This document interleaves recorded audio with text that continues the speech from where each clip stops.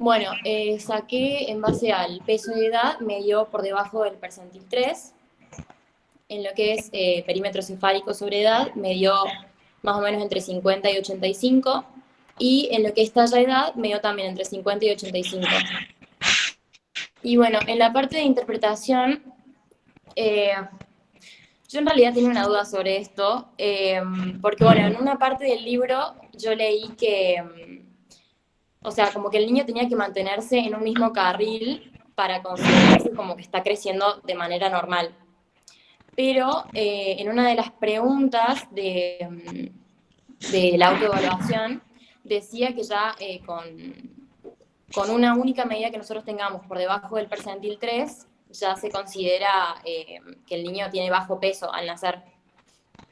Así que bueno, me quedé con esa duda de cómo es al final, si tenemos que basarnos en más mediciones o con una única medida por debajo del percentil 3 ya nos basta con decir que está en bajo Las peso. dos cosas, las dos Ah, cosas están bien. ok, Si el chico, y vos pensalo, ¿cuánto tiene que aumentar de peso el mes que viene para estar bien ese chico? ¿Tiene que aumentar 8 kilos? No va a aumentar 8 kilos. claro, Es decir, si está tan bajo, pero tan bajo, pero tan bajo, por debajo del 3, no hay forma que esté, porque el mes que viene va a tener que estar por encima del 90 para poder llegar al 50. claro, claro. ¿Entendés? Toda desviación de más de dos líneas, de más de dos carriles de crecimiento, se determinan Se considera. como patológicos, o por lo menos, a ver, yo siempre, no sé si Dani va a estar de acuerdo, las tablas de percentilo no hablan de patología, hablan de habitualidad o no habitualidad. Es decir, un chico que esté por debajo del percentilo 3 es raro. No quiere decir que tenga alguna enfermedad, porque puede ser que haya algún factor no patológico que lo determine, pero está sí o sí es convocado a ser estudiado, a ser valorado, a ser controlado. Ujú. Es decir, las dos cosas son ciertas. La mejor manera de evaluar el crecimiento es en la película. Es decir, Bien, formar lo que vos bien dijiste, que es el carril de crecimiento. Ahora, si yo le saco una foto y está muy mal, bueno, algo tengo que hacer. claro. Quiero agregar a esto que dice Héctor, a lo mejor alguien más de los grupos quiere comentar o responderle a Amparo. Los espero. Si no, digo.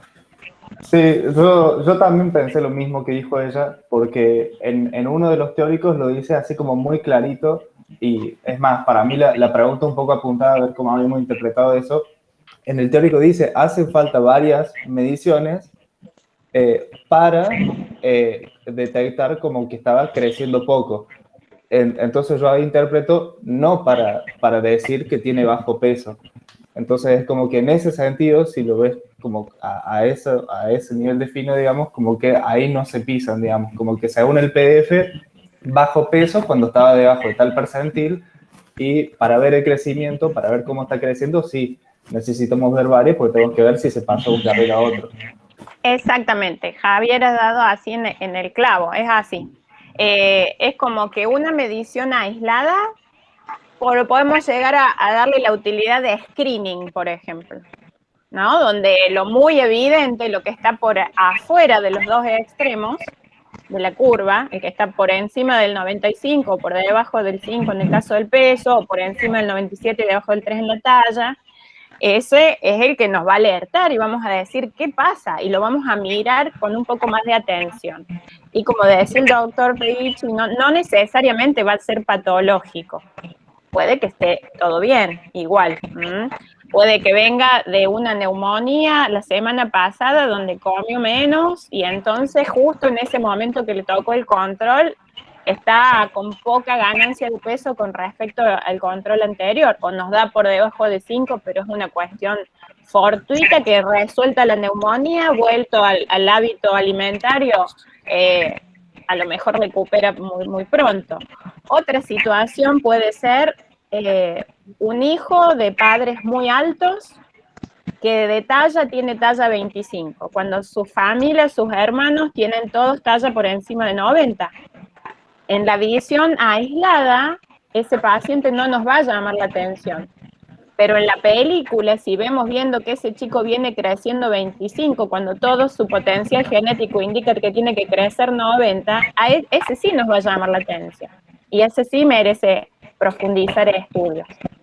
No sé si entienden. Entonces, es ver la foto, es la medición, poner el puntito en la tabla. La película es el seguimiento, los puntitos sucesivos, y trazamos. Otra cosa que, respondiendo también a lo que dice Amparo, si siempre tienen que crecer por un carril, ahí vamos a derivar a las siguientes consignas cuando hablamos de recanalización genética también.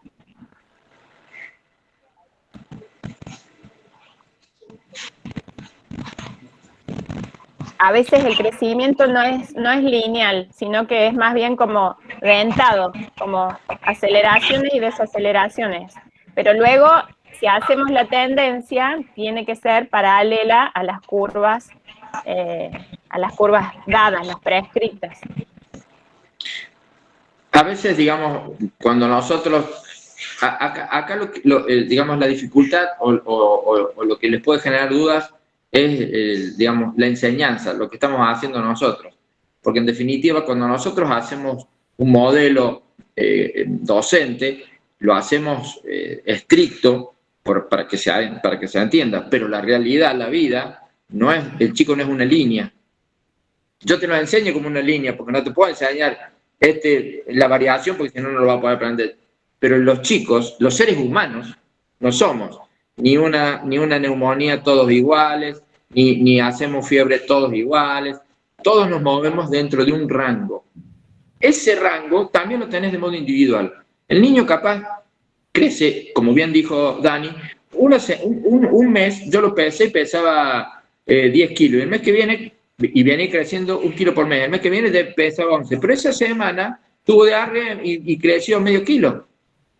Pero es normal, porque siempre hay una variación aceptada en donde el niño va a ir moviéndose. Él no va a tener una línea, va a tener una ondulación que es su ondulación. Y eso es lo que nosotros debemos aprender. Por eso es que los pediatras lo controlamos tan de cerca para ver que vaya moviéndose dentro de los rangos que más o menos están previstos para él, de modo personal, individual.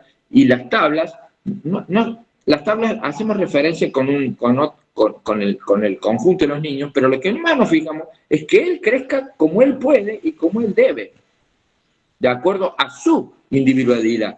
Porque, como bien decía Daniela, un chico que está en el percentil 25 decía, está todo bien. No, pero debería estar en el 90, porque toda su familia es 90.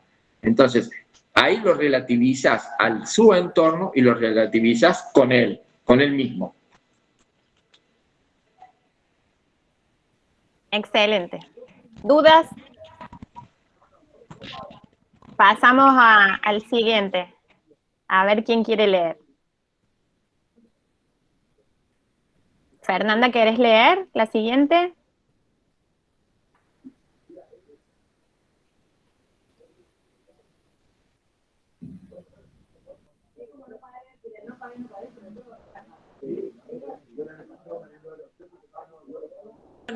Creo que está con el micrófono apagado, profe. Sí. A ver si, ¿cómo le hago? Ahí está. Es que me había pasado el aula para leer y pensé que ya lo había abierto.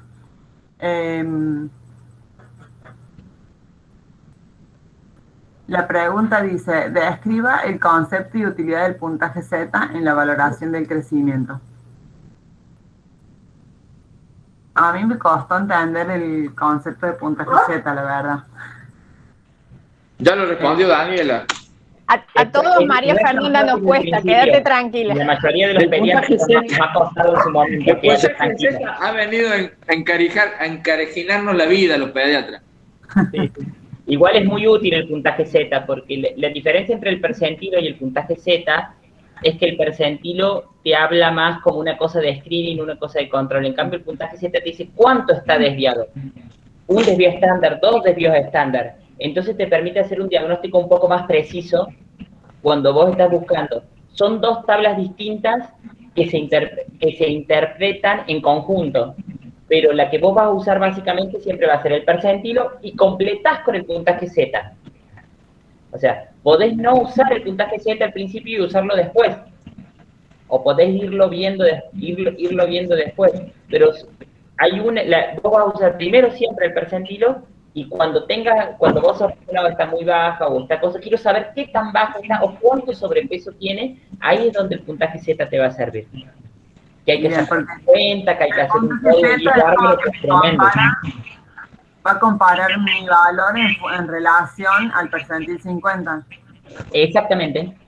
Exacto, María Fernanda. Exactamente. Es difícil porque viste que hay que sacar una cuenta, que hay que hacer un par de cosas. Por suerte ahora hay aplicaciones para celulares que te lo hacen por vos. Así que ahora está más fácil eso. Bien.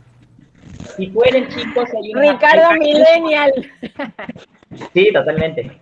Por suerte hay muchas aplicaciones ahora que nos han venido a salvar la vida a los pediatras, porque cuando uno hace la residencia, hay un montón de cosas que tienen scores o que tienen tablas o que tienen un montón de cuentas. Los pediatras somos medio matemáticos, medio pediatras, porque todo lo que hacemos es con números. Entonces... No están mal las libretitas. No, Doc. No me diga, me han dejado las libretitas, andamos con el bolsito con la libretita. Vos, Dani, también te habías ganado al principio. Yo tenía libretitas, pero ahora tengo aplicaciones. Totalmente, la libretita con todos los datos.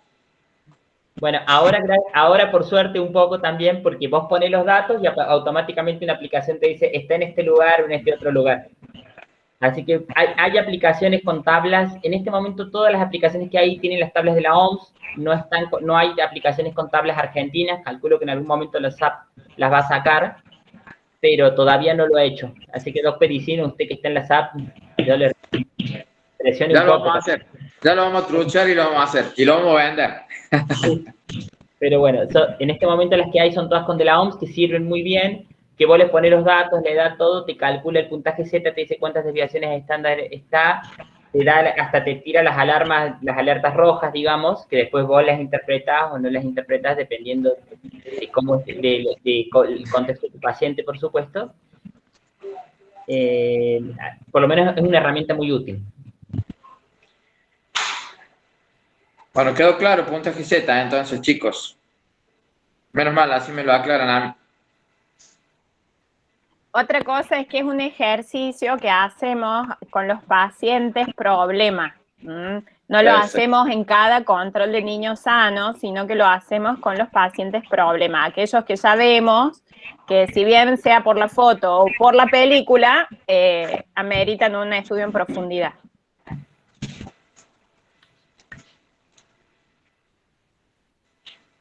Bueno. Continuamos con los siguientes. A ver, alguien de la comisión K. Yo leo. Perfecto. Bueno, hola Giselle, buen día. Buen día. Hola. Dice, consigne la edad a la que usted espera el cierre de las fontanelas anterior y posterior respectivamente en un lactante sano y la importancia de su presencia.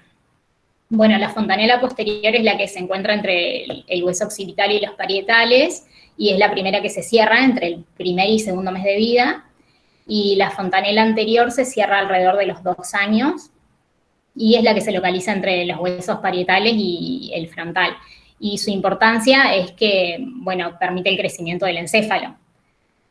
Por eso es que se mantienen abiertos un tiempo hasta que va creciendo, digamos, acorde al cerebro, digamos. Permite que crezca el encéfalo.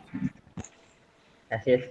Y el cierre precoz de cualquiera de estas fontanelas es un signo de alarma que nos tiene que llamar la atención, porque imagínate que el cerebro va a querer seguir creciendo y no va a tener huesos, porque el hueso ya va a estar cerrado. Y eso es un problema, es uno de los motivos por el cual los pediatras tenemos que medir el perímetro cefálico en cada consulta, que los primeros meses debería crecer 1 centímetro, 1,5 centímetros, y cada vez va creciendo menos. Aparte de que las fontanelas las suturas no estén soldadas en el nacimiento, no solamente son para que la cabeza crezca, sino para que el chico pueda nacer. Tal cual. Que uno de los procesos por los cuales se produce el parto es que la cabeza se acabalga, o sea, se achica su perímetro cefálico y va reptando por el canal de parto. Independientemente que el 80% de los chicos ahora nacen por cesárea, pero en la naturaleza no sabía que los hombres íbamos a hacer todas cesáreas, Entonces, la no sutura de las fontanelas es para que el niño nazca y para que el niño crezca su perímetro, crezca su cerebro lo suficiente.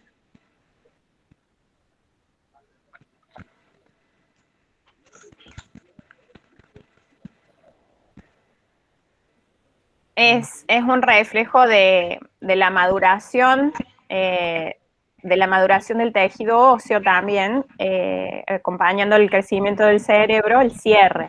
Por eso se da a estas edades.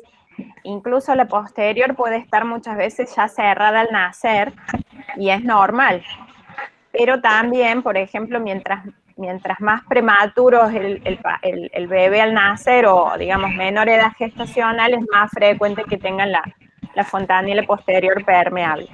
Y bueno, puede tener distintas formas, pero lo habitual es que sea triangular, y la anterior lo habitual es que sea romboidal, porque va a estar marcando los límites del tejido óseo. Y acuérdense que son huesos planos, entonces el crecimiento del hueso plano es por aposición en todos sus ejes. Entonces eso va haciendo el crecimiento del frontal y de los parietales, va haciendo que se vaya como achicando y cerrando. Es como un tejido cartilaginoso que se va osificando. Y como último aporte, el cierre tardío, o sea, que de repente tenga 6, 7 meses y no se cerró la posterior, o tenga 2 años y medio y no se cerró la anterior, hay que siempre estudiarlo y controlarlo, porque hay enfermedades que producen esto, la hidrocefalia, que produce demora principalmente que le produce demora del cierre de las fontanelas. Así que tenemos que siempre ir haciendo seguimiento, ir viendo a estos pacientes, a veces hasta más periódicamente que lo que normalmente se hace, que es una vez al mes el primer año de vida. Y a veces cada 15 días puede tener que controlarlo cada semana, si hace falta. Doc, perdón, ¿cuál era la forma de la fontanela posterior? Discúlpame, Emilio, no te escucho. ¿Se escucha ahí? Sí, Emiliano es como triangular. Es como así. Vale, eso. Gracias.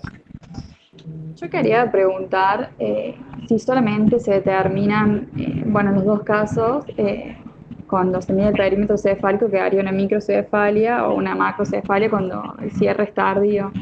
Y si es, o sea, si ese cierre precoz es uniforme o se va a ver alguna deformidad. Depende qué sutura. La deformidad de la cabeza la dan de acuerdo a los cierres diferentes de las suturas. Tenemos muchas suturas, entonces si las suturas de las articulaciones de los huesos laterales de la cabeza se hacen más precoz que las suturas superiores, la cabeza crece como para arriba. Si se suturan todas juntas, la cabeza no crece y es microcefálico. Pero depende el momento en que se vayan cerrando las suturas, la forma que va teniendo la cabeza. Hay distintas formas, turbicefalia, braquicefalia. Hay todo un capítulo de cómo se cierran la cabeza y de las distintas malformaciones que puede llegar a tener. Es todo un tema dentro de la neurocirugía incluso. ¿Cómo diagnostican un cierre precoz? Primera medida, hemos medido el perímetro cefálico y vemos que está normal. Por ejemplo, está chiquito. Segundo, ¿qué hacemos? Vamos y lo palpamos. Y acordamos de que no tienen la forma o no tienen el tamaño según la edad del paciente. Tercero, ¿qué hacemos? Estamos sospechando este problema. ¿Qué hacemos? Se pide una neuroimagen ahí. Bien. Un ATAC, por ejemplo. Antes de la y más accesible, y que también es muy útil, con una radiografía de cráneo también. En la radiografía podemos ver si hay o no fontanela, por ejemplo. A veces no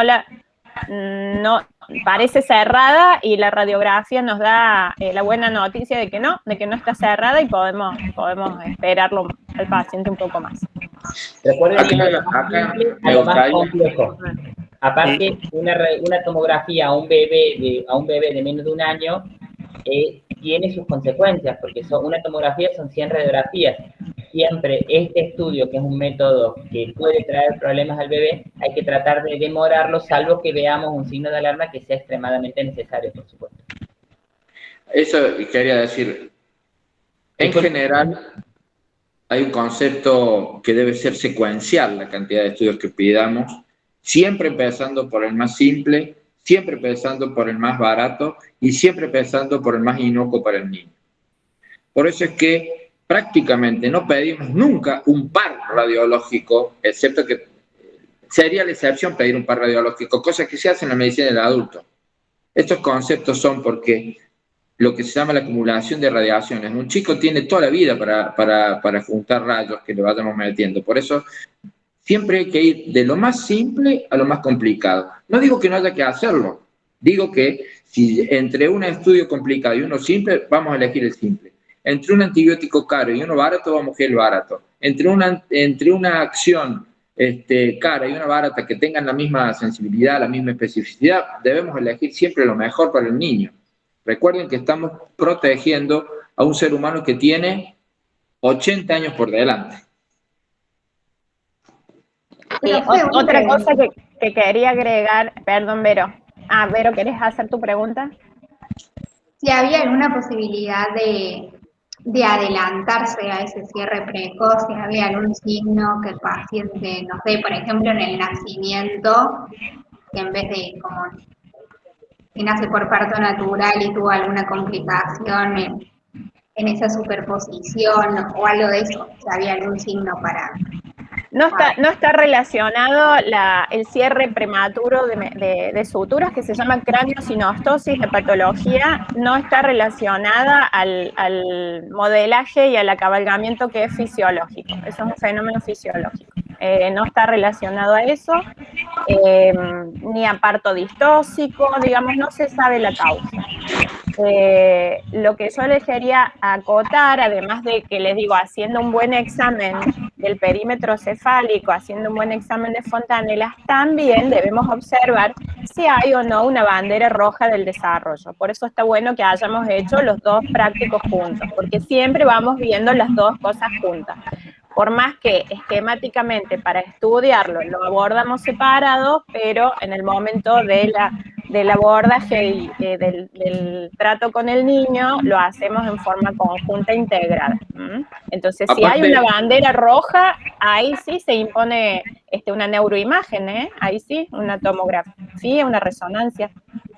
Aparte, digamos, justamente esto es el ABC de la pediatría y por eso es que los controles se hacen con la periodicidad que se hacen. Porque no es que un chico se le cierra la sutura y hace una craniosinostosis y un episodio agudo de un día para otro. No, nosotros lo vamos controlando y probablemente la periodicidad del control, si bien está como preestablecido que sea mensual, pero si vos detectas algo que querés controlar, lo controlas a los 15 días y lo volvés a controlar, lo volvés a controlar. Justamente eso es el eje por lo cual los pediatras controlamos a los chicos a cada rato. Lo controlamos 12 veces, no más, lo controlamos entre 14 y 15 veces en el primer año de la vida, porque debemos hacer estos controles porque el niño es muy dinámico en su crecimiento. De hecho, triplica el peso en un año, aumenta el 50% de la talla en un año. Es decir, que nosotros debemos ir viendo que estos crecimientos esperados, estas modificaciones de sus estados neurológicos, las adquisiciones de las destrezas, deben hacerse en los tiempos que más o menos lo preveamos para justamente hacer detección precoz de cualquier variación que haya y no espera que el chico al año y medio ya no camine, no hable porque tiene una microcefalia. Jonathan, ¿querías formular una pregunta? Sí, en el caso de que esté cerrando la fontanela precozmente, ¿cuál es la conducta? ¿Tiene un tratamiento o va a ir a cerrarse? Si el diagnóstico termina siendo una craniosinostosis, como dijo Dani, se opera. Es una neurocirugía, o sea, no es una cosa menor lo que se tiene que hacer si el paciente llega a tener una craniosinostosis. Por eso hay que tener mucha certeza del diagnóstico y tiene que ser interdisciplinario el abordaje de ese paciente. Y por eso ahí se hace muy importante el diagnóstico precoz del pediatra. La situación, reforzando lo que decía el doctor Pedicino de los controles frecuentes y programados, está la situación inversa. Sabemos que el perímetro cefálico en el primer año de vida crece más o menos 2 centímetros por mes. Y si vemos que de un control a otro que debía crecer 2 centímetros, creció 4, eso nos tiene que alarmar. La hidrocefalia es una condición bastante común, digamos, una patología frecuente, y bueno, pero no solo es lo único, también hay que ver el tamaño de la cabeza de los padres, ¿no? Del padre, siempre, el cabezón es el hombre. Sí, es cierto. Doy fe. Bueno. Vamos con otra pregunta. ¿Avanzamos? Ya me perdí. ¿A quién le toca? ¿El grupo C? ¿Alguien del grupo C?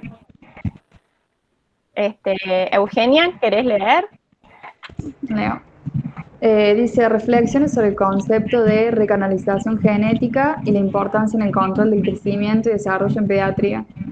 Dice que el tamaño del niño a nacer depende de las condiciones intrauterinas y en la vida postnatal va a expresar su potencial genético buscando el canal de crecimiento que le corresponde.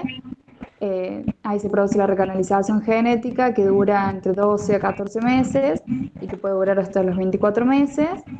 Y es una variación que ocurre y que es esperable siempre y cuando no sea mayor a 2 percentilos, que va a tener una tendencia más patológica para investigar. Si también se presenta luego de los 2 años, también hay que hacer un control. Puede tener falla de crecimiento de una causa orgánica por enfermedades cardiovasculares, respiratorias, digestivas, o neurológicas o no orgánicas, siempre y cuando se hayan descartado todas las anteriores, y que pueden coexistir entre causas orgánicas y no orgánicas. Y bueno, también siempre va a depender de la alimentación que tenga el niño, los factores nutricionales, y que por ejemplo un niño puede tener una talla grande con una madre con una talla pequeña, y eso es también la variación que va a tener donde se ubica el mismo en el carril.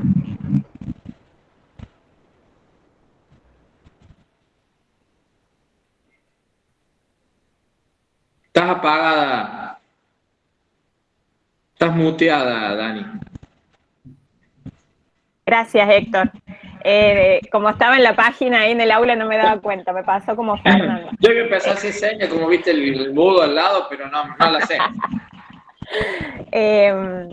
Decía que, digamos, los distintos aportes a las consignas están buenos también, porque, bueno, el concepto está, pero después van surgiendo las otras miradas, ¿viste? Los aportes que van enriqueciendo, ¿no?, el concepto. Y está, por ejemplo, este tema de lo cultural, ¿no?, en lo que es alimentación, en lo que es crecimiento. Las mamás primerizas quizás lo sufren más que cuando el segundo hijo con el tercero, que ya están experimentadas, pero todos opinan del crecimiento del niño o de la niña, las abuelas, las madrinas, y bueno, es una situación bien particular. Bueno, pero el concepto de recanalización genética se comprende, ¿verdad? No. Sí, profe, este concepto, como sencillo. dijo usted hace rato, del tema de la película, hay que ver el contexto de los padres y todas las influencias del entorno. Sí, así es, Federico. También está bueno reforzar lo que dijo la doctora respecto de quién influye en qué momento, digamos, ¿no? En el primer momento de la vida del niño, hasta el añito y medio, 2 añitos, influyen mucho las condiciones por cómo fue llevado el embarazo. Esto es, los controles, los crecimientos que haya tenido la mamá y el momento del parto. Pero ya después de 2 años, en los niños prematuros lo vemos con Ricardo, nosotros tenemos un servicio de neonatología acá, entonces hacemos neonatología también, yo soy pediatra y neonatólogo, de hecho las 2 especialidades tengo. Vemos que los chicos prematuros a los 2 añitos, añito y medio, ya alcanzan a los otros, se llama catch up, es decir, lo alcanzo. A los otros que nacieron con 1 kilo más, a los 2 o 3 añitos ya pesan más o menos lo mismo, miden más o menos lo mismo, excepto que ya tienen alguna patología, por supuesto. Estoy hablando de los niños que no tienen un impacto patológico de su condición de prematuro. ¿Por qué? Porque a partir de los años ya empieza a influir mucho lo genético, digamos, lo de su familia. Los primeros 2 años influyen mucho el embarazo y después ya influye más, muy probablemente, la genética. Así es. Aprovecho para mostrarles, por ejemplo, es un cuadernillo que nosotros tenemos donde están las tablas. Las que tienen pestaña verde son las tablas de la OMS. Acá, por ejemplo, esta es para niños de 0 a 6 meses de longitud. Entonces, no sé si se ve, están expresadas así. Luego, en otra pestaña están las tablas de Argentina.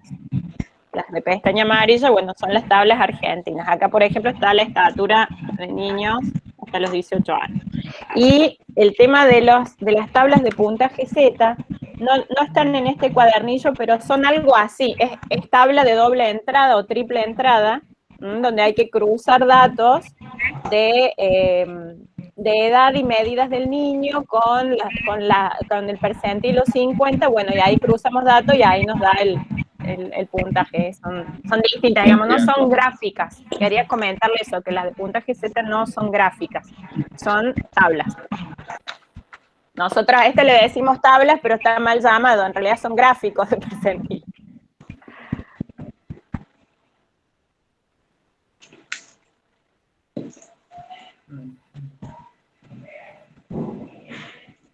Está muteada, doctora.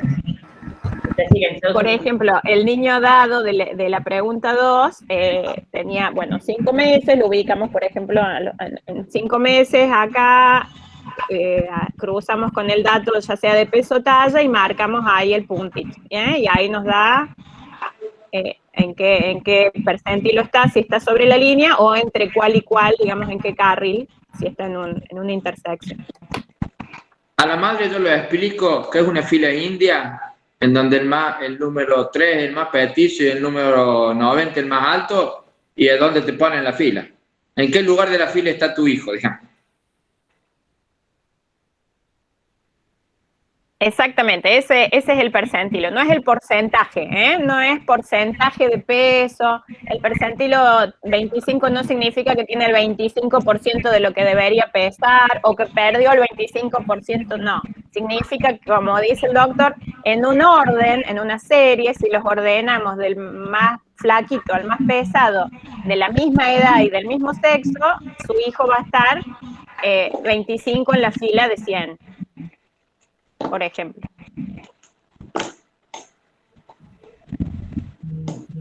Que de hecho en la fila ya no se forman más filas, y menos ahora que en la pandemia, pero de hecho en la fila están ahí. En la fila del colegio el chico está un poquito más adelante del medio, un poquito más atrás.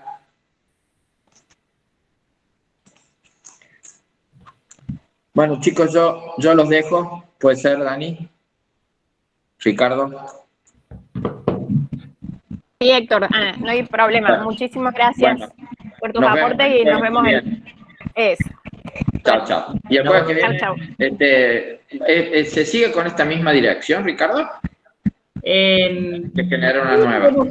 Podemos hacer esta, si llegó a tener algún problema generamos una nueva, pero podemos usar este mismo link. Bueno, y le pasemos a los chicos que faltan. Están casi todos, porque hay 25 conectados. Así bueno, que si falta alguien, vamos a irlo viendo. Bueno, gracias y disculpen que Yo me tengo igual que lo estoy grabando, lamentablemente lo arranqué a grabar tarde, pero después la semana que viene les voy a pasar un link en donde van a estar estas charlas si quieren. Bueno, chao, chao. Adiós. Chao. Nos vemos más tarde. Bueno, avanzamos con la última consigna de esta semana y luego pasamos a la semana 2. Ahí en del otro grupo de italiano, a ver, Emiliano, lo veo acá, Emiliano. Emiliano, ¿querés leer? Ah, no veía, Valentina, bueno, adelante, te escucho. Bueno, dale. Bueno, esta habla sobre la edad de aparición de la dentición normal.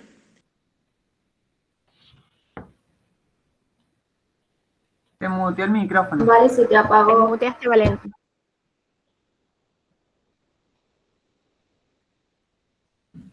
Ahí está, ahí me escuchan, perdón. Sobre dentición, creo que es la última pregunta.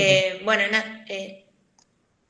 Sí, habla sobre la edad de aparición de la dentición normal, que en este caso empiezan a los 6 meses, y los primeros que aparecen son los incisivos centrales inferiores. Después, alrededor de los 7 a 12 meses, ya aparecen los incisivos laterales inferiores y los centrales superiores, a los 9 meses aproximadamente. Después, a los 10 meses aproximadamente, los incisivos laterales superiores.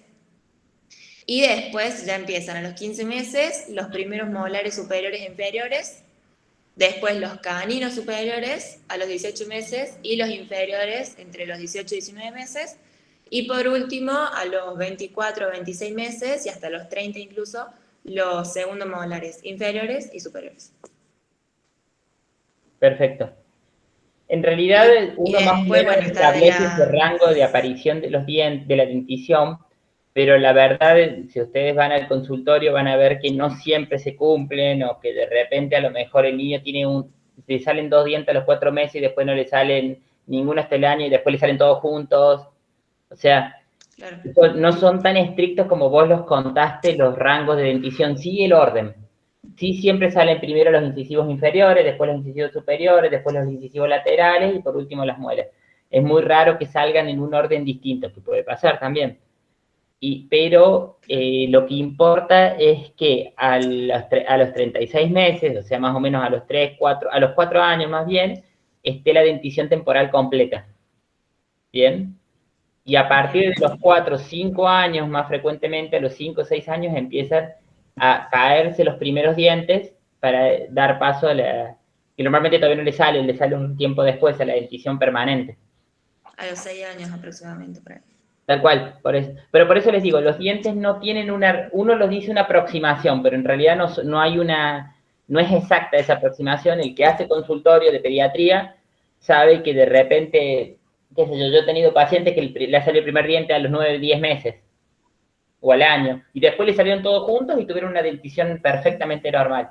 Entonces, bueno, no es una cosa que uno tiene que aprender a controlar y que tiene que aprender a darse cuenta cuándo está dentro de lo normal y cuándo estamos hablando de algo patológico. Les comparto mi experiencia. Mi hijo tiene 7 años y se le cayó el primer temporal este año y tenía los 2 incisivos inferiores, los permanentes ya los tenía, o sea, tenía 4 dientes abajo porque tenía los temporales adelante y los permanentes atrás y no se le caía.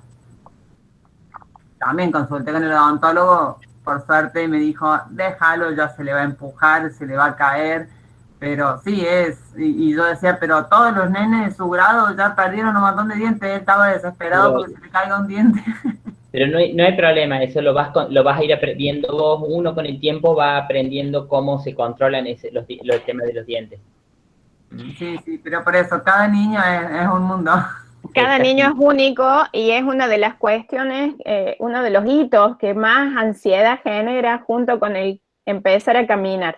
En la experiencia de pediatras es todo el mundo pendiente de cuándo sale el primer diente, cuándo dice la primera palabra y cuándo camina, de las cosas que apuran. Entonces, que siempre dicen papá primero. Sí. La P es una letra que es mucho más fácil. Es una letra que es mucho más fácil de pronunciar que la M, que es una letra aspirada, que es una letra que tiene que hacer todo un movimiento dentro de la boca para poder hacerlo. En cambio, la P es una letra que es labial, entonces ellos aprenden más fácil a hacer la P que la M.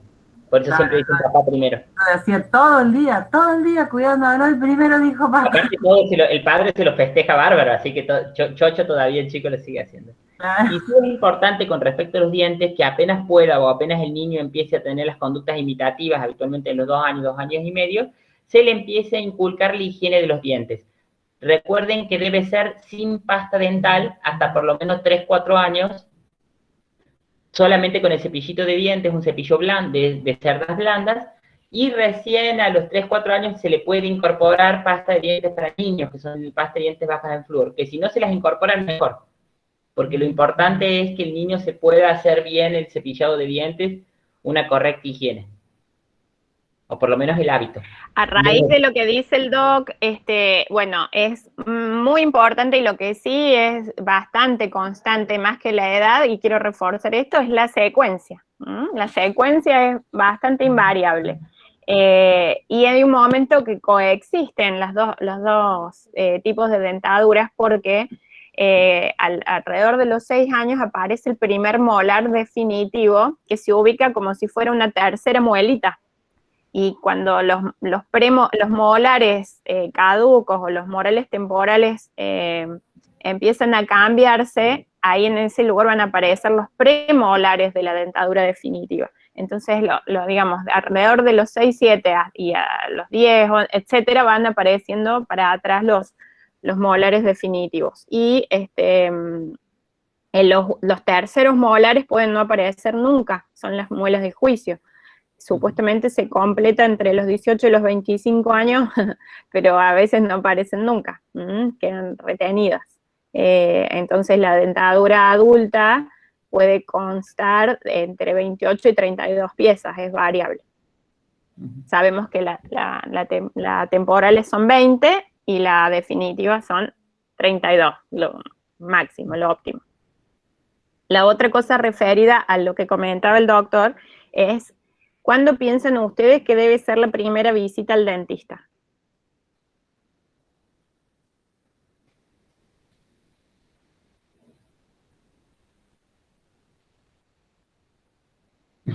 A ver, alguien que se juegue. Y yo diría a los 6 meses, independientemente de si le salió el primer diente o no, para ver. No, en general cuando sale el primer diente. ¿Cuándo? No escuché. A los 6 meses.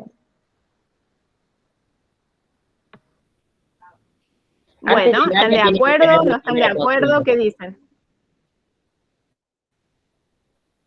¿Qué harían ustedes? ¿Están de acuerdo, no? Para mí, el control a los 6 meses lo puede hacer el pediatra. O sea, en realidad, no sé si va a haber mucho el odontólogo a los 6 meses. Bueno, otra opinión. Yo diría que puede hacerse una vez que el niño empieza a comer alimentos sólidos o semisólidos, que es cuando empieza a usar los dientes. Con la función, decís vos, también. Tampoco es mala esa opinión. Bien, otro punto de vista, muy interesante, bien.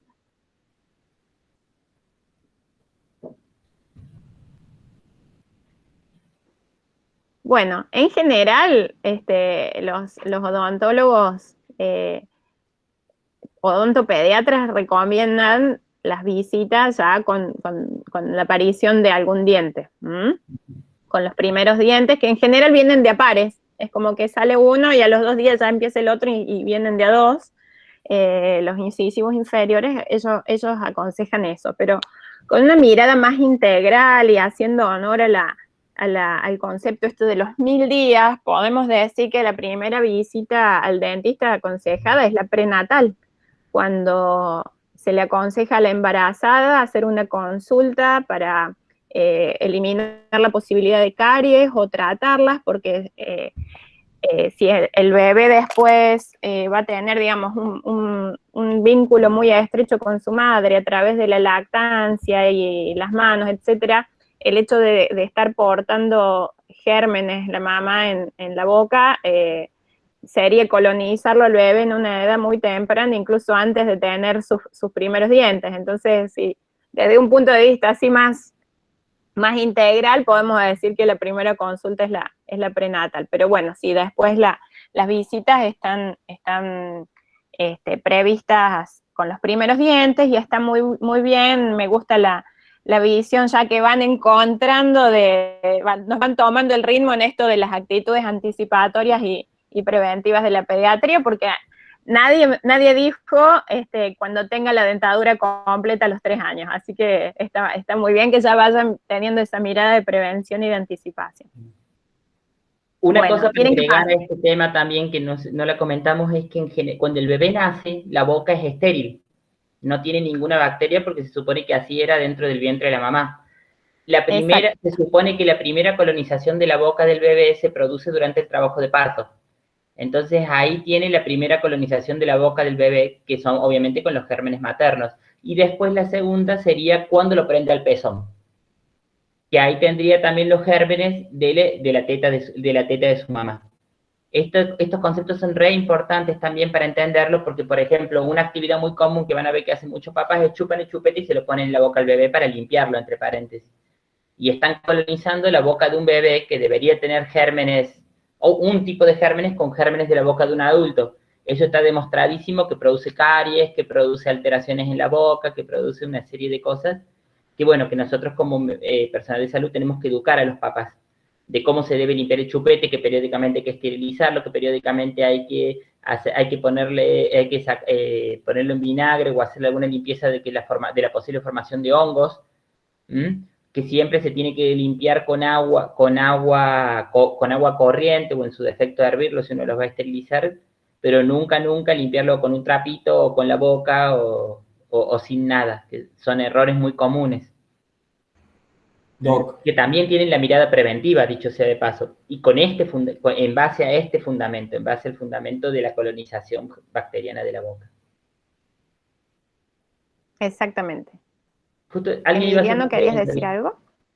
Sí, quería tener una duda, Doc, sobre eso que usted había dicho que no usás la pasta de dientes hasta más allá de los 4 años, o si empezás a usar bajo en flúor. Discúlpame, si me corto un poco no te entiendo. ¿Se escucha ahí? Ahí sí. Con respecto, digamos, a la pasta de diente, que usted decía usar bajo en flúor después de los 4 años. Yo tenía entendido que el flúor era bueno, ¿no? De hecho, las aguas no están fluoradas en algunas partes de la Argentina, o se le da flúor. El exceso de flúor es malo. La pasta de los adultos tiene mucha cantidad de flúor. Claro. Y el exceso de flúor puede producir una intoxicación por flúor. Por eso claro. Y manchas también en los dientes. También el efecto contrario. Los adultos necesitamos más flúor porque nuestros dientes, y porque nosotros lo toleramos y porque nuestros dientes no tienen una serie de protecciones que el niño, como va creciendo, las va teniendo. Pero los chicos, lo ideal, es más, se recomienda que los niños no usen pasta de dientes hasta que sean más grandes. Claro. Mientras más, porque aparte, la pasta de dientes comete un error que lo cometemos la mayoría de los adultos, que es, creemos que nuestros dientes están mejor lavados porque usamos pasta de dientes, y no es así. Si nosotros nos cepillamos los dientes y pasamos con la lengua, vamos a sentir que quedan restos por ahí si no hicimos un cepillado correcto. En cambio, si nos pasamos con el flúor, con la pasta de dientes, la lengua queda un poco anestesiada y podemos llegar a tocar los dientes y no darnos cuenta que hay áreas que no están bien limpias. ¿Bien? Así que incluso a los adultos hay que tener mucho cuidado con el tema del flúor. De 10 dólares. Gracias. No, con lo que vos decís tenés razón. En los chicos más grandes se les suplementa flúor, se les pone geles, pero porque ya tienen otros mecanismos para metabolizarlo. Claro. Bueno, después vamos a volver también con la salud bucal en la semana de medicina del escolar.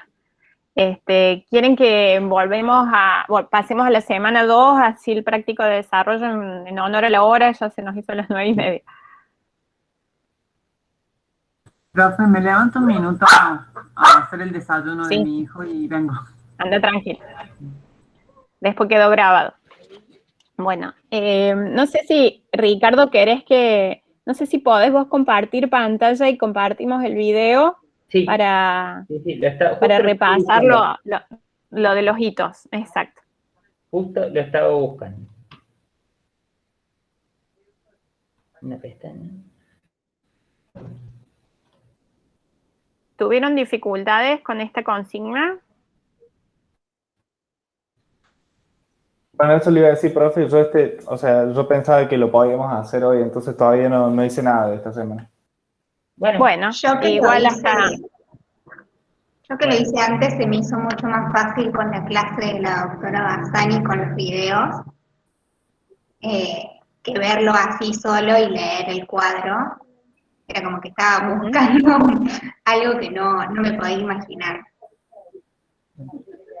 Bien, Verónica. Igual, sí, se ve perfecto, Ricardo. Estuvo bien esa observación que hiciste. Igual ustedes también pueden buscar más material en YouTube respecto a desarrollo, hay un montón, además de lo dado en el aula. Bueno, vamos, si querés darle play y vemos, repasamos y después comentamos los hitos entre todos. Me silencio.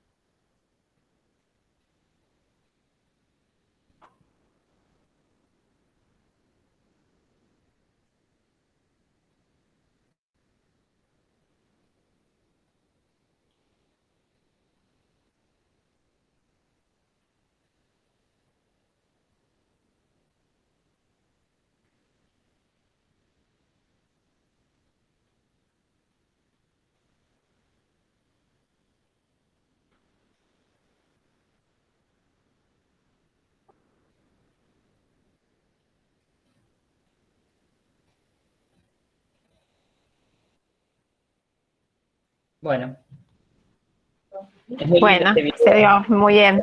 ni lo piensen. Así es re completo, un montón de hallazgos tiene. Bueno, a ver quién se anima y va describiendo 1, 2 hallazgos y entre todos vamos sumando para tratar de discriminar la edad de esta bebé. Yo creo que ya se puede ver la postura simétrica, que antes se caracterizaba más por justamente todo lo simétrico, que para mí está cerca del 6º mes. También se ve la memoria de trabajo, cuando cuando le presentan un juguete, después lo vuelve a agarrar el mismo, o sea, con la presentación del otro. También Ahí estamos viendo, ahí en eso vemos lo cognitivo también, Eugenia, ¿viste? Además de lo Claro. motriz fino, porque es el uso de la mano, también vemos, empieza a dar indicios de lo cognitivo. Muy bien. Claro. Lo de la simetría, estaríamos hablando del control postural y motricidad gruesa, muy bien. También lo del impulso cefálico, que ya endereza la cabeza y que antes no lo podía hacer. Bueno, El autoconocimiento es Muy muy bien. importante también, o sea, el descubrimiento de que ciertas partes ciertas partes de su cuerpo que se ven en eso, que la agarra con las manos o algo. Sí, que se también lo agarra de los los pies. piecitos, los lleva a la línea media y después se los mete a la boca. Exacto. Eso, entonces ya reconoce que esa mano no es una cosa ajena a sí mismo, sino que es parte de su propio cuerpo. Que eso ya este bebé medio que ya lo tiene conocido. Bien, como decía Verónica, el hecho de llevar las cosas a la línea media. Bien, eso habla también de la coordinación visual que va madurando. Si se lo lleva a la boca, es la coordinación mano-boca, que también va va estructurando muy bien. Hay otro hito importante que vemos que lo logra cumplir con ayuda. ¿Quién lo dice?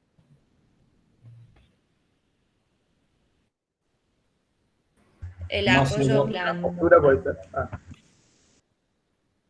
Se mantiene Valentina sentadita. primero y Emiliano después, a ver. No sé si es este profe, pero el apoyo, digamos, plantar y los movimientos voluntarios también, como que lo hace con ayuda, pero como que ya gran parte de él lo está haciendo, digamos. No sé si El será ese apoyo a el concepto. plantar no lo ha obtenido todavía de motus propio. Viste que lo que tiene es como un reflejo que primero apoya la punta y después de un ratito logra hacer esto. Logra apoyar todo el piecito. Le queda así después, ¿no? Pero al principio es como que viene sostenido y apoya la punta, está un ratito así hasta que logra hacer esto, hasta que logra vencer ese tono, o sea, está empezando a adquirirlo. Es una buena observación, Valentina. Pero hay otro más claro que ella logra hacer con ayuda. No sé si es lo que iba a decir Emiliano. No sé si sería ese, Doc, pero podría ser también, digamos, como que se siente en la posición de trípode. Bien, se sienta en la posición de trípode, llega con un poco de ayuda a esa posición, pero después la exploradora, la doctora, la deja solita, ¿vieron? La doctora le acerca los juguetes, se los pone, se los saca, pero ella quedó con sus manitos ahí, incluso está aprendiendo a sentarse sin apoyo. Lograron observar que en un momento ella hace así, levanta las dos manitos para agarrar los juguetes, o hace con una mano se apoya y con la otra busca el juguete. Entonces lograr la posición sentada, muy bien. Entonces en estos grandes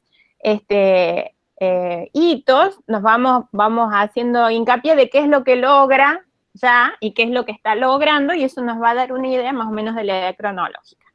María Sol, ¿querías decir algo también? No, sí, había dicho lo que se mantenía sentadita. Solamente la ayudan a sentarse con las manitos y después ella se libera y puede agarrar los sonajeros. Exacto, eso es un gran hito, porque logra ver el mundo desde un ángulo diferente. Cuando son más chiquitos ven todo para arriba, como mirando el techo. Lo que les llegue de arriba lo pueden ver, lo que está a su alrededor no.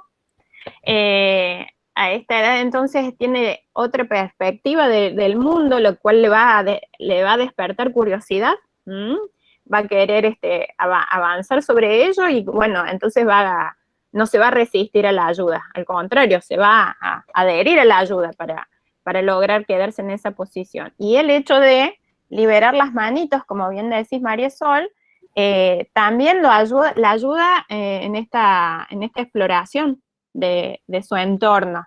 Entonces es muy importante los entornos seguros, los momentos de juego y recreación, de interacción con el bebé, porque sirven para que aprenda un montón de cosas, aprenden el uso de asir los objetos, llevárselos a la boca, es la forma que tiene, no porque le vayan a salir los dientes, pero quizá también coincide con la edad de que estén saliendo los dientes, se lleva a la boca, se refriega en las encías los objetos. ¿Quién puede dar una observación? Como los ¿Cómo? brotecitos que van de a pares, se ven en la encima interior, se veían. Exacto. ¿Y quién puede dar una observación? A ver, alguien que no haya todavía hablado, una observación de cómo agarra, cómo es la manera de agarrar de esta bebé. ¿Quién puede describir? Puede ser, profe, que agarra como, digamos, por arrastre, por barrido, no tiene todavía desarrollada la pinza, digamos, ni la inferior ni la superior, como que tracciona el juguete y lo agarra así, de esa manera. Exactamente, Camila, hace ese agarre por tracción como un barrido, y apoyándose en esta parte de la manito para poder asir. Muy bien. Entonces, ¿qué estadio es? ¿Un estadio inicial del agarre, uno al medio o uno más avanzado? Sería inicial.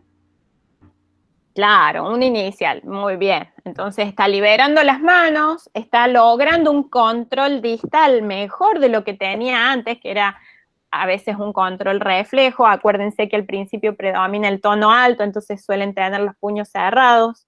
Ahora ya lo abre a voluntad y agarra a voluntad. Eso es un gran avance para ella. Bien.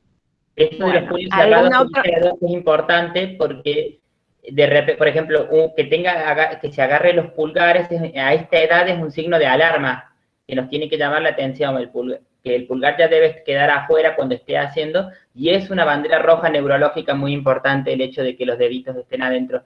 Y otra cosa que en el video trata de hacer el bebé, que no llega a hacerlo porque todavía le falta un poco, es, no sé si vieron en un momento agarra el sonajero y se lo pasa a la otra mano, pero no lo alcanza a agarrar bien y se lo vuelve a agarrar en la misma mano. Eso del intercambio de manos también es un hito neurológico muy importante, que todavía no lo adquirió. Está empezando a adquirirlo, pero porque, como dice la doc, le falta todavía madurar la aprehensión. Bien. Muy bien. De la parte... más o menos. ¿Qué nos está faltando? Alguien que no haya hablado. De la parte social, ¿qué pueden decir de lo que han observado en esta bebé? A mí me parece de lo social que esta bebé como que también sonríe, capaz que con el explorador le sonríe cuando está la madre, como que responde con la sonrisa, bueno, puede fijar la mirada y todo lo que se le expone como que lo explora, como que está atento a su entorno. Perfecto, la conexión con el entorno es buena, la conexión con la interacción con el humano, que en este caso es la doctora, es buena, porque la calidad de mirada, ustedes vieron que tiene muchos primeros planos el video y se puede ver la mirada de la bebé, que es una mirada brillante, atenta, como curiosa de lo que está pasando.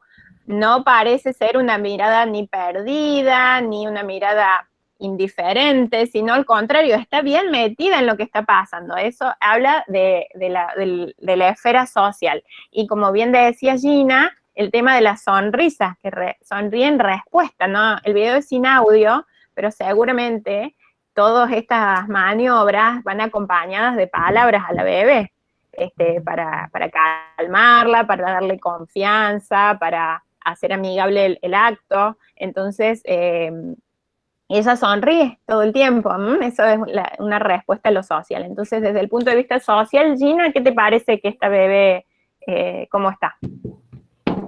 Me parece que como que alcanza las metas y pensamos que tiene entre 6 y 7 meses, como que estaría dentro de las metas del segundo trimestre. Muy bien, y ahí ya Gina arriesgó la edad. Y más o menos, ¿qué pensaban todos? 6, 7, dijo Gina. Sí, yo también pensaba lo mismo. Sí, también 6, 7 meses, porque además se empiezan a ver los incisivos inferiores, los centrales.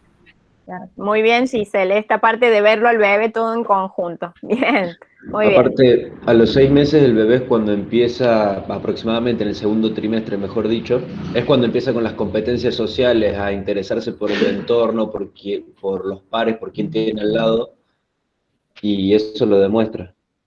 Así es, Agustín, y que tiene que ver con lo que yo les decía antes, que ya está adquiriendo la posición sentada, la sedente. Le da otra perspectiva del mundo y aparecen otros actores en su entorno que antes en la posición acostada y desde su Moisés no veía. Si no se le asomaban encima, él no veía lo que pasaba, o ella no veía lo que pasaba alrededor, ahora puede estar un poco más atenta. En cuanto al lenguaje, porque el video es sin audio, pero más o menos ustedes han leído, entonces, ¿qué esperamos que haga esta bebé con respecto al lenguaje a los 6, 7 meses? A ver, alguien que no haya hablado.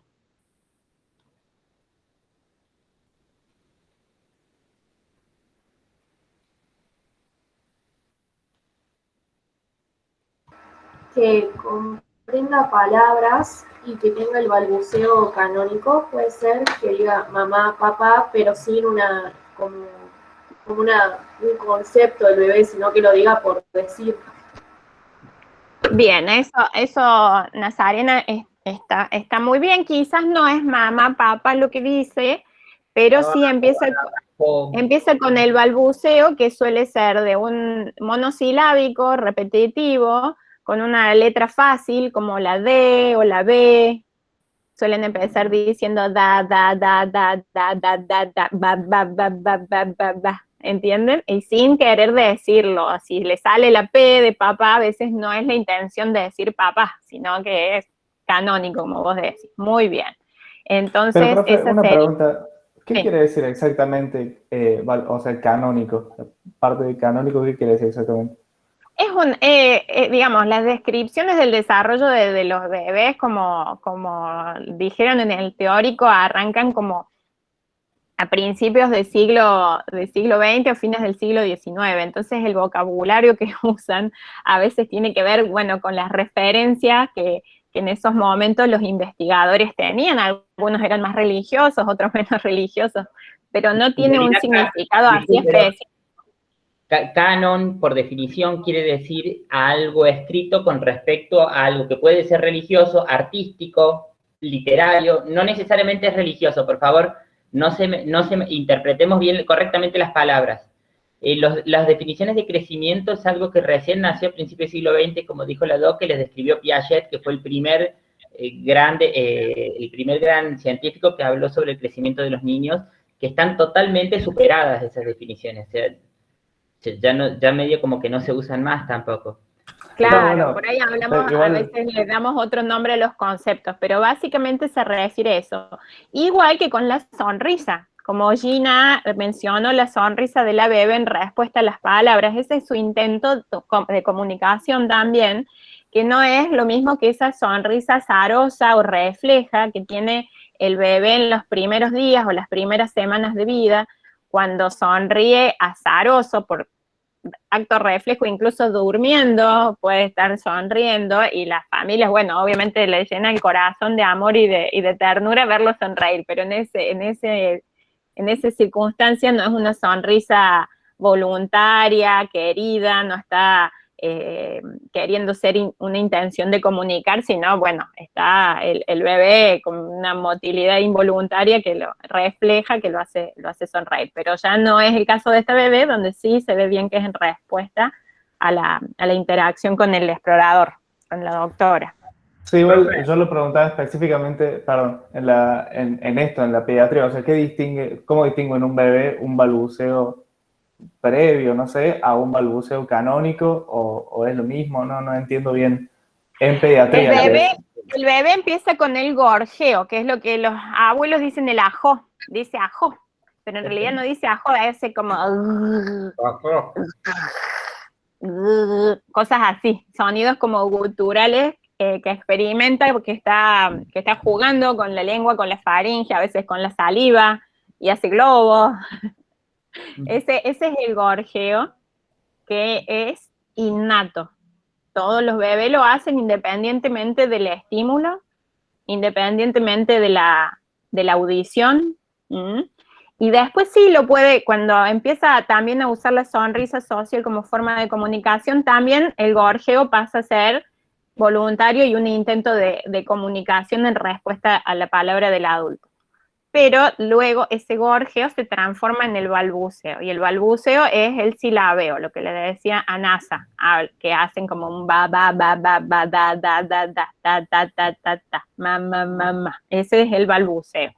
Cuando el balbuceo se convierte en intención, cuando a la teta o a la leche le dice tata, y se alegra cuando le dan tata, y llora cuando le quitan tata, él entiende que tata significa eso y lo empieza a usar con intención. Bueno, ese ya es el balbuceo o el intento, digamos, del lenguaje, ¿cómo es que le llaman en el teórico? Bueno, no me sale la palabra. Del lenguaje voluntario, digamos, son los primeros intentos de comunicación. Y luego empieza por repetición y por reforzamiento a identificar estos sonidos con este significado. Entonces depende que logre el lenguaje, fíjense, de un montón de interacciones y de integridad, de un montón de sistemas que el bebé tiene que tener a punto para poder lograrlo.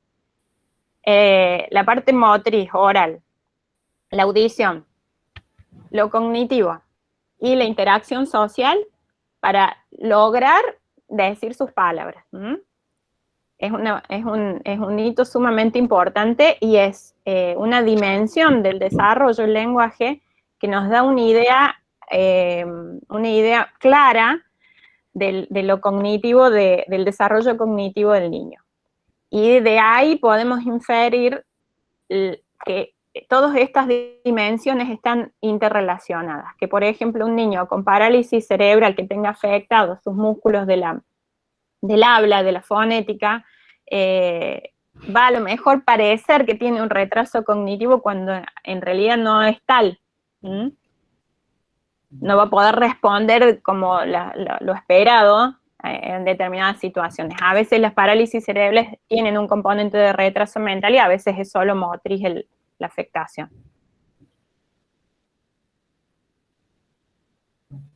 El doc dijo, bueno, ¿hay alguna pregunta con respecto a esto? ¿Algún otro comentario del video?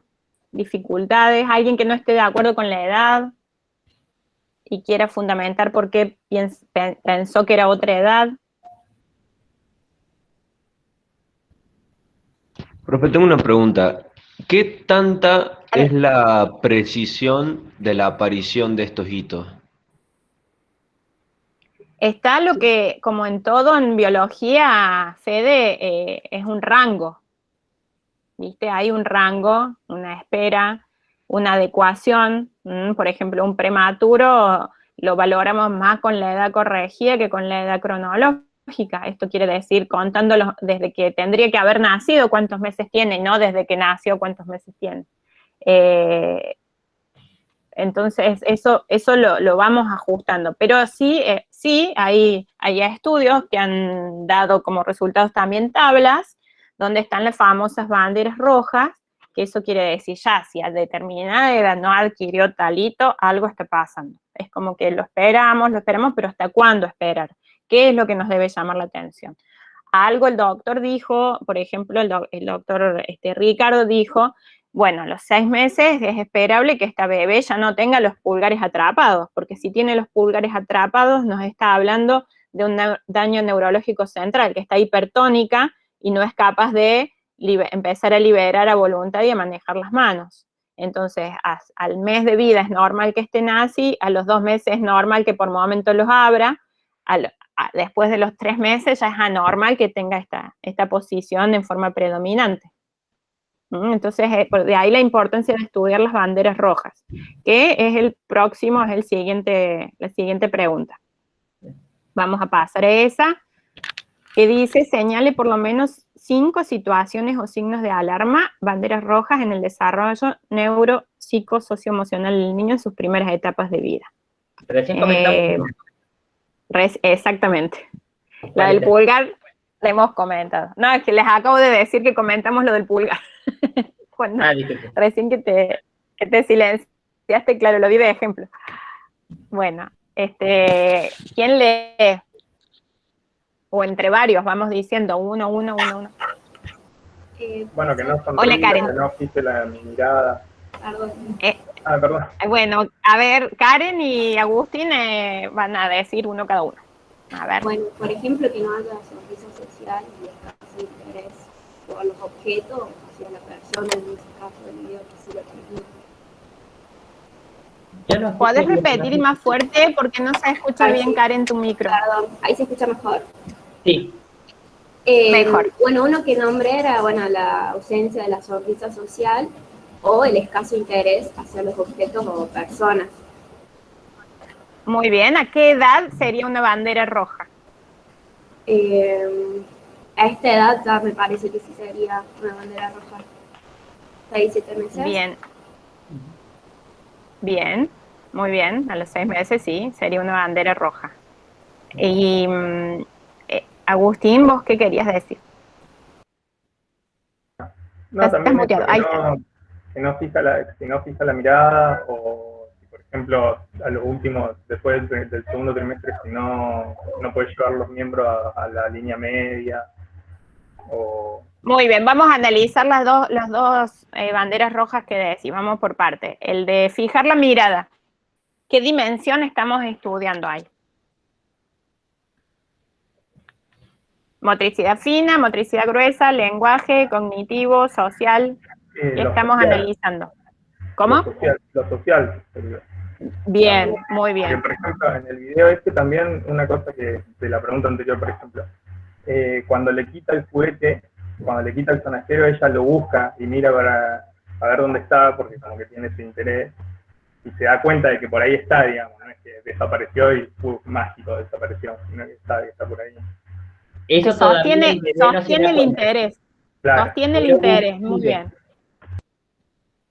Muy bien. Y la mirada, ¿se acuerdan en el video que veíamos esto que yo les digo, la calidad de la mirada de la bebé, que era como curiosa, brillante, interesada en lo que iba pasando, se asombraba? Bueno, la calidad de la mirada es muy importante, pero Agustín, si no sostiene la mirada, ¿a qué edad es una bandera roja? Y a mí me parece que después de los 6 meses, digamos, después del segundo trimestre, ya sería como, nos tendría que llamar la atención, ¿sí o sí? Bien, bien, bien, porque en el primer trimestre puede no tener la mirada sostenida, de ser como intermitente el contacto visual, pero después del primer trimestre ya uno espera que el contacto sea sostenido. Lo primero es el contacto visual con la cara de la mamá, digamos, el rostro humano se le hace familiar por la proximidad de la mamá al alimentarla a pecho, al alimentar pecho al bebé, entonces es el las primeras oportunidades que tiene el bebé de aprender el contacto visual sostenido, que muchas veces no muchas veces, que se acompaña de una sensación placentera para el bebé, porque se está alimentando, digamos, está satisfaciendo una necesidad, está recibiendo calor, tibieza, a veces caricias, mimos, palabras dulces. Entonces todo esto hace que vaya siendo una actividad satisfactoria, placentera, que el bebé desee repetir. Entonces esto de empezar a fijar la mirada tiene que ver con tratar de buscar esa satisfacción, ¿no? Y si vemos, si esto no sucede, es más difícil después, por ejemplo, lograr el apego con la mamá y lograr la confianza, la autorregulación y todo un montón de cosas de beneficios que trae aparejados el apego. Entonces, esto de sostener la mirada, lo fundacional es con la mamá, y después va el resto. Como vos decís, está muy bien, ya en el segundo trimestre, si no aparece del sostenimiento del contacto visual, es un signo de alarma. Y lo segundo que dijiste, Agustín, se me olvidó ya que era, dijiste eso y dijiste... Lo de llevar los miembros a la línea media, digamos, de poder cruzar de un lado para el otro, las manos. Bien, ¿a qué edad eso, si no lo logra hacer, a qué edad significa que es una bandera roja? No, eso también, digamos, son las dos de la fines del segundo trimestre, me parece, digamos. No lo de cambiar los objetos de mano en mano, que ella todavía no lo hace, pero sí lo de poder juntar las manos, descubrirse los pies. Bien. Bien, ¿qué esfera estamos estudiando, digamos, o si determinamos que es una bandera roja, qué dimensiones o qué esferas del desarrollo son las que pueden estar afectadas en esa situación? O más afectadas. Las esferas son motricidad fina, motricidad gruesa, lenguaje, social, cognitivo. Sí, las motrices. No sé si sería fina o gruesa, pero las motrices. O sea, lo de la motricidad. Tendría que ver, por ejemplo, con el tono, un tono o muy disminuido, con una hipotonía que no pueda elevar y juntar, o al revés, con un tono muy, muy aumentado, que lo tenga, por ejemplo, en una extensión permanente y que no le permita flexionar y acercar a la boca. Entonces, las dos situaciones de hipertono o de hipotono nos estarían hablando de un daño neurológico importante, quizás cortical, motoneurona superior en el caso de la hipertonía, o trastornos a nivel medular o de la placa motora, si es más la hipotonía lo que predomina. Pero está muy bien que es la esfera motriz lo que tenemos que analizar, más que lo cognitivo, más que lo social. Bien. Es muy interesante lo que dice la doc, porque tanto la hipertonía como la hipotonía del lactante son dos grandes capítulos dentro de la pediatría. Dos enormes capítulos, diría yo. Así que es muy importante el reconocimiento, aunque no tengan ni la más pálida idea de cuál es la causa. Pero el reconocimiento es fundamental. ahí no Exactamente. podríamos- Nuestra misión como cátedra y la importancia de dar este tema a médicos, futuros médicos que quizás no vayan a ver niños con frecuencia en forma práctica profesional, tiene que ver con que no queremos que salgan diagnosticadores, solo queremos que salgan con las antenas bien prendidas, de decir, esto está bien, esto puede esperar, mamá, cálmate, hermana, prima, ya va a caminar, o decir, no, mira que esto no está bien, ¿por qué no consultas? Claro, Ese sería el objetivo. Otra bandera roja, por ejemplo, para la edad del bebé del video, podría ser que no tenga un buen sostén cefálico o que no se pudiera sentar con apoyo ya a esa edad. Ese es Muy bien, María Fernanda. Son dos cosas muy importantes a los 6 meses, digamos, que va a ser lo primero que nos podría llamar la atención, el sostén cefálico y el que no se pudiera sentar con apoyo. Recuerden que la maduración es primero eje axial, sostén cefálico, sostén de columnas y después coordinación de miembros. Va siguiendo siempre una orientación cefalocaudal, desde arriba hacia abajo, la maduración. Sí, exacto. Y agrego también de proximal a distal. Tal cual, de proximal a distal. Bueno, veo que les ha resultado ameno y desafiante, ¿no? Empezar a ver los bebitos con otros ojos. Bueno, después en las semanas que correspondan a otros grupos etarios, van a ver que tienen también sus propios particularidades de desarrollo, a lo mejor más orientado al lenguaje, a lo mejor más orientado a lo cognitivo, pero en todas las edades, todos los grupos que nosotros analizamos, lactante, preescolar, escolar y adolescente, tienen sus particularidades, que es a lo que vamos a tratar de hacer foco. Bueno, quieren que vamos cerrando ya en función de la hora, son las 10:05. ¿Dudas? Bueno, entonces espero que ahora relean lo de las semanas anteriores, las respuestas de los foros. Si quieren agregar algo, va a ser bienvenido, y si quieren plantear nuevas dudas también vamos a estar ahí dispuestos para responder. No se atrasen, lean las bibliografías que tienen hasta ahora, y bueno, hay que avanzar ya. Si pueden ir leyendo algo para el teórico de la próxima semana, eso va a ser, les va a ayudar a aprovechar mejor, digamos, el teórico. La semana próxima el tema es lactancia materna y nutrición. Chicos, otra cosa más, yo esta charla la voy a subir a YouTube para que todos la puedan ver desde el dispositivo que quieran, no va a tener ningún problema. Sí, después les voy a pedir que me pasen algún contacto o alguna forma para pasarles el link. Yo no sé si prefieren que esté pública o que figure como no listada. O sea, Ricardo, ¿y si la pones en el aula? Les puedo poner se las puedo poner como una nota en el foro, ¿puede ser? Puede ser en el aula, y si te da alguna limitación de que subirla sí o sí desde una plataforma, a lo mejor pregúntale a Gaby Bogio, podés comunicarte con él, que es nuestro experto, te puede decir en qué... Sí, él es el que coordina el aula. Sí, en general no hay problema, lo que pasa es que yo no tengo permiso de edición, así que me voy a fijar qué opciones tengo. Por eso, a lo mejor él te ayuda, luego se lo envías a él y él lo sube, una cosa así, una triangulación, puede ser a lo mejor. No, eso lo sé porque yo armo el aula virtual también de la María, así que eso lo conozco bien. Claro. Genial. Pero bueno, ya voy a ver con el Gabriel, y si no, de última les paso el link como en una nota más del foro, que les puede quedar también. Bueno, perfecto, en el foro de la semana 2 lo ponemos. En la semana 2, perfecto. Así nos quedamos de acuerdo. Bueno. Les voy a pasar, si alguien quiere, les voy a pasar un teléfono también, con el que si tienen dudas o algo, no tengo drama, que me escriban. Díganme, soy de la cátedra de la Universidad de Córdoba. En los que lo puedo ayudar, por supuesto, son bienvenidos.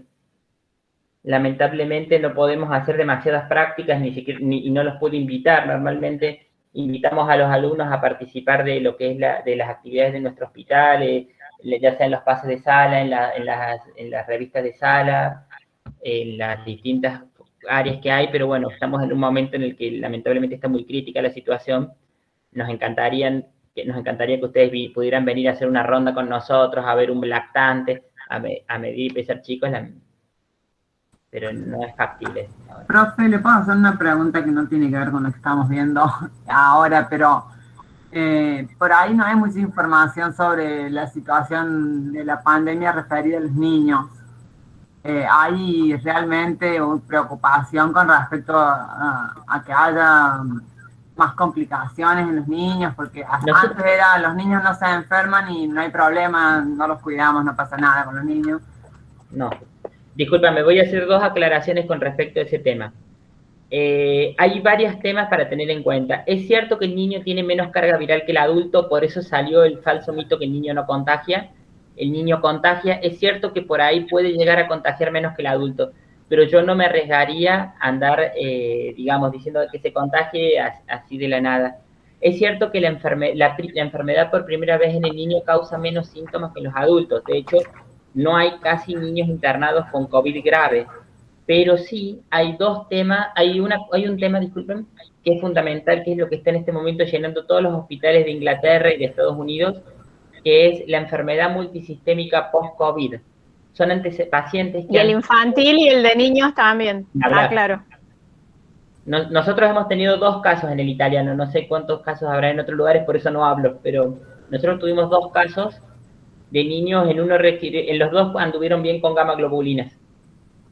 Es una situación de extrema gravedad, si bien lo que se ve es que el niño, la mayoría de los contagiados se contagian en el hogar a través de un adulto, es lo que te puedo decir hasta ahora de lo que se ha visto, se contagian en el hogar a través de un adulto. Suelen ser casos leves o asintomáticos, o oligosintomáticos más bien que asintomáticos, oligosintomáticos, pero hay un aumento mayor de casos de estos síndromes inflamatorios multisistémicos que lo pueden encontrar en la bibliografía como SIMC, que quiere decir síndrome inflamatorio multisistémico asociado a coronavirus, o también aparece como PIMS, que es las siglas en inglés de el cuadro inflamatorio multisistémico pediátrico. Es un cuadro parecido a la enfermedad de Kawasaki en una de sus manifestaciones, pero puede tener más manifestaciones abdominales, y bueno, y es un cuadro de shock, de insuficiencia circulatoria, de tormenta inflamatoria, como decimos, similar a los cuadros de tormentas de interleuquinas, y que, bueno, son cuadros realmente muy graves que necesitan del tratamiento inmunomodulador en terapias intensivas, con soportes inotrópicos, con respirador. Nosotros hemos tenido varios casos. Los niños mueren por esta causa. Tiene una altísima mortalidad este cuadro. Altísimo. Yo, porque la verdad que estoy sufriendo teniendo que llevar a mi hijo a la escuela, estoy sufriendo con esa decisión, y bueno, por eso busco información y leo, y no sé cuánto es el riesgo, digamos, de tener que tenga que convivir con un grupo durante las 4 horas que está en la escuela. Realmente, ¿cuál es el riesgo? O sea, hay dentro de los médicos, dentro de los profesionales, hay posturas tan opuestas que a veces... Se mezcla toda la política también, Fernanda. Entonces hay un montón de miradas. Es tan compleja la situación donde interviene desde las necesidades individuales, de las necesidades económicas, la falta de trabajo. Ya nosotros veníamos de una economía que de por sí ya veníamos golpeados y que esto terminó de reventarnos, pero finalmente creo que la cuestión en las escuelas hay que estar atenta, digamos, de si te permiten ver cómo es el aula, la distancia, aconsejarle a tu hijo que se lave las manos seguido, chequear que tenga su alcohol gel, porque incluso más que el barbijo está demostrado que es la distancia y el uso de las manos limpias permanentes lo que disminuye el contagio. De todas formas, para mí no hay forma que haya realmente distancias. Mi hijo está en una burbuja con 17 en un aula. No, estamos hablando de 2,5 metros cuadrados por niño para que realmente se cumpla la distancia. Tenemos que tener un aula de 10 metros por 5. No hay colegios con ese tamaño de aula. Entonces, bueno, plantear a lo mejor el colegio de hacer burbujas más chicas. Fernanda, a lo mejor plantearle al colegio la necesidad de hacer burbujas más chicas, en vez de 17, 2 grupos de 17, que hagan 3 grupos de 12, qué sé yo. Profe, una pregunta a ambos. ¿Cuál es, o sea, un niño que tiene COVID, ¿cuál es la probabilidad de que haga ese síndrome? O sea, ¿cuál es la tasa de incidencia de eso? No está todavía No recuerdo descrito. si lo he leído, sinceramente. No. Sí, pero te lo averiguo para la próxima o te lo escribo en el foro, Javi. Bueno, gracias. Gracias a Dios. Porque es como bastante variable, digamos, la alerta también de hacer el diagnóstico del síndrome, también a lo mejor depende de en qué sitio te encuentres trabajando y la disponibilidad de recursos para atenderlo. Quizás un equipo médico, un equipo pediátrico del interior de Córdoba esté menos alerta y entonces va a haber un subregistro. Entonces, viste, no... Es muy variable. Códigos sintomáticos y vienen con fiebre y le diagnosticamos porque tienen los laboratorios muy alterados y ni se enteraron que habían tenido COVID. Eso nos pasó en uno de los casos que tuvimos nosotros.